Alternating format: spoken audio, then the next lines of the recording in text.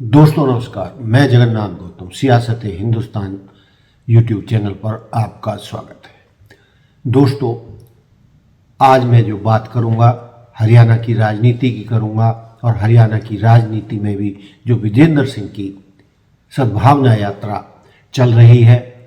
वो कितनी सफल कितनी असफल, इन मुद्दों पर मैं आपसे बातचीत करने वाला हूं। तो दोस्तों, विजेंद्र सिंह की सद्भावना यात्रा लगभग 600 किलोमीटर का अपना रास्ता तय कर चुकी है और अभी उन्हें लगभग 2000 से 2200 किलोमीटर तक का रास्ता और तय करना है। दोस्तों, इस सद्भावना यात्रा को इतनी सफलता मिल रही है, इतने युवा और 36 बिरादरी का सहयोग उनकी सद्भावना यात्रा को मिल रहा है। सब 36 बिरादरी उनकी सद्भावना यात्रा में जुट रही है और वो जिस तरीके से बेरोजगारी के मुद्दे को, महंगाई के मुद्दे को, जातीय विषमता के मुद्दे को और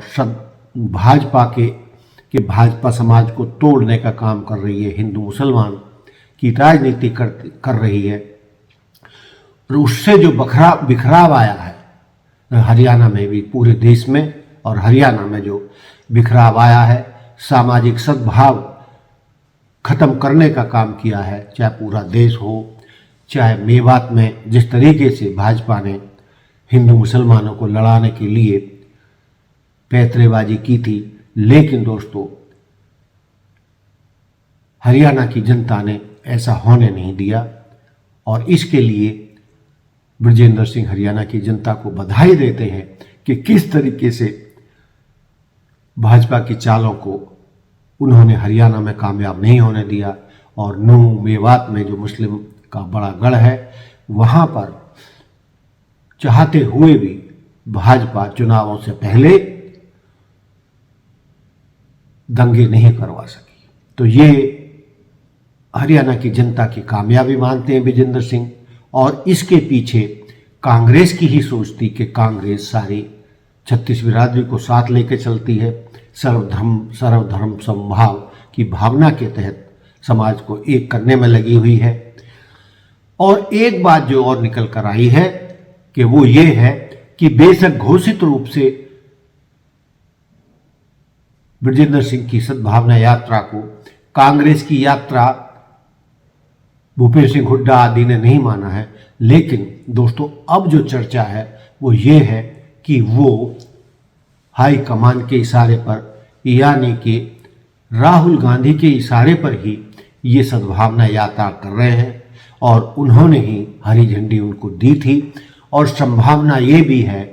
कि जब वो अपनी पूरी सद्भावना यात्रा कर लेंगे, 90 के 90 विधानसभा क्षेत्रों में से होकर वो कांग्रेस को मजबूत करने का जो बीड़ा लेकर चले हैं उसमें कामयाब हो जाएंगे और उसके बाद जो वो जनसभा करेंगे उसको राहुल गांधी संबोधित करेंगे। तो उसके बाद क्या होगा दोस्तों, ये आपके सामने है कि इसीलिए हरियाणा कांग्रेस के कई दिग्गज नेता जानबूझकर विजेंद्र सिंह की सद्भावना यात्रा से दूरी बनाए हुए हैं। बेशक नेताओं ने दूरी बनाई हुई है, लेकिन जनता ने दूरी नहीं बनाई है। जनता में उनको बड़ा प्यार उमड़ रहा है और वो जहां भी जा रहे हैं 36 बिरादरी के लोग उनका सम्मान कर रहे हैं, उनकी यात्रा की अगुवाई कर रहे हैं। तो दोस्तों, कोई माने या ना माने, विजेंद्र सिंह की ये सद्भावना यात्रा हर कीमत पर अपने लक्ष्य में कामयाब होगी, ऐसा लगता है, क्योंकि इस यात्रा का नाम ही सद्भावना यात्रा है और वो हरियाणा की 36 बिरादरी को जोड़ने का काम कर रही है। धर्मनिरपेक्षता के आधार पर समाज को जोड़ने के लिए ये यात्रा प्रतिबद्ध है और मूल रूप से विजेंद्र सिंह अपनी यात्रा में किसानों की समस्याएं उठाते हैं, युवाओं बेरोजगारों की समस्याएं उठाते हैं और जो जातीय वैमनस्य भाजपा ने बढ़ाया है और उसका सबूत उन्होंने दिया है कि किस तरीके से इस भाजपा सरकार में एक दलित आईपीएस पूरन कुमार को सुसाइड करना पड़ा तो इससे ही पता चल जाता है कि भाजपा की नीति और नीयत में कितना खोट है। उसने नौकरशाही को भी बांट कर रख दिया है, जहां पर एक दलित एडीजीपी पूरन कुमार तक को जातीय भेदभाव के चलते आत्महत्या करने को मजबूर होना पड़ा। तो वो कहते हैं कि इस तरीके की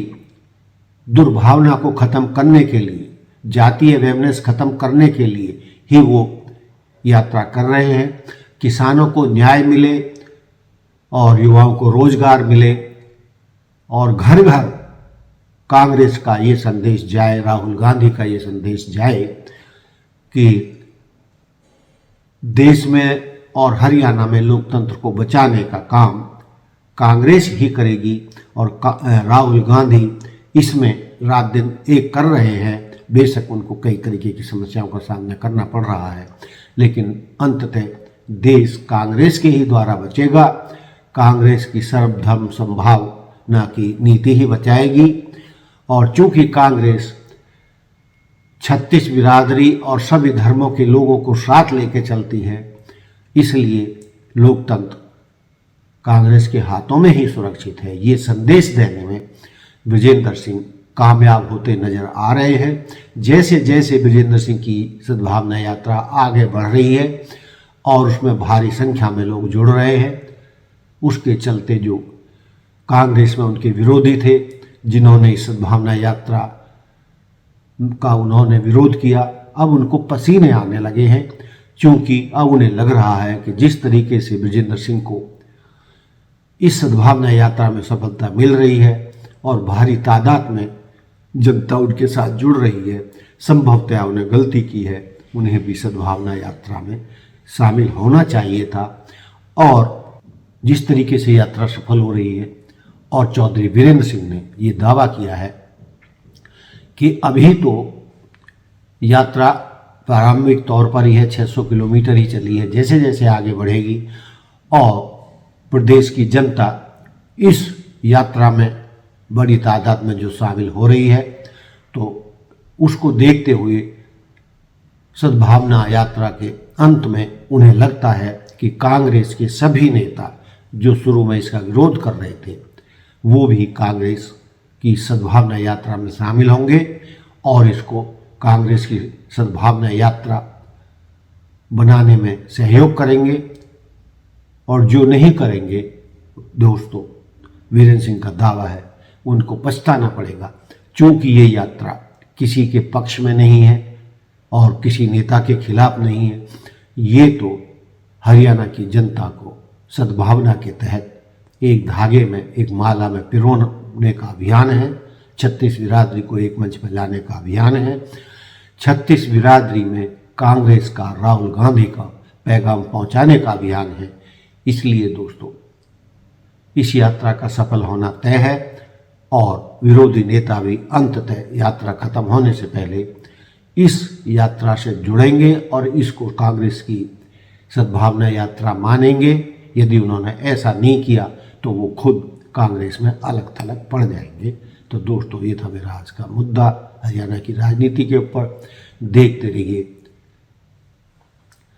सियासत हिंदुस्तान। जय हिंद, जय भारत, जय संविधान।